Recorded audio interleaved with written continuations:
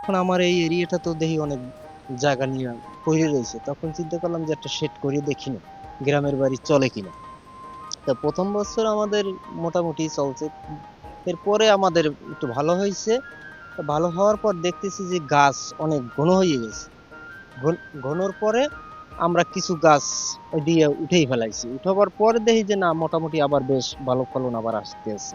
কৃষি অফিসারের তারাও, তাদের সাথে আমরা পরামর্শ করছি কিভাবে ওষুধ দিব, কিভাবে এই গাছগুলা কেটে রাখবো, কিভাবে সকল কিছুই তাদের সাথে শেয়ার করছি। তারাও আমাদের সাথে অনেক সময় শ্রম দিয়েছে, আইসে দেখাই দিয়েছে যে কামাল এইভাবে করবা, এইটা এইভাবে করলে তোমাদের ভালো হয়। আমরা গেলে বছর লাখ 2 টাকার মতো ইনকাম করছি এবারে।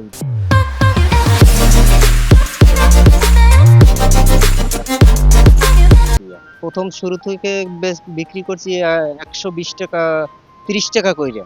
এবছর হাপায় মাত্র সপ্তাহখানে শুরু করছি, 1020 টাকার মতো বেচা কিনা হয়েছে, কিন্তু বাকিটা হিসাব দিতে পারবো সব ফলনটা তোলার পরে। জায়গার বড়ই খুবই মিষ্টি আর খুবই ভালো, এবং এই জায়গায় যে সার ব্যবহার করা হয় দূর থেকে আনা বড়ইয়ের চেয়ে এই জায়গার বড়ইটা খুবই মিষ্টি এবং দেশি, এবং আমাদের এলাকারই আর কি। এই জায়গাটা আমরা নিজের মতো করে তুললে তারপর নিতে পারি বড়ইগুলো। দেখা যাচ্ছে গত বছর উনি 50,000 টাকা, 50+ আর কি ইনভেস্ট করছেন, পরিচর্যা এবং লেবার অন্যান্যটা নিয়ে। দেখা যাচ্ছে 2 থেকে 2.5 লক্ষ টাকা উনি বিক্রি দিয়েছে। তো এভাবে দেখা যাচ্ছে প্রতি বছরই বাড়ছে। প্রায় 4 বছর ধরে এই ফুল বাগানের পরিচর্যা করতেছেন, এবং 4 বছরের প্রতি বছরে তিনি প্রায় 2-2.5 লক্ষ টাকা বা এর বেশিও লাভ করেছেন কখনো কখনো।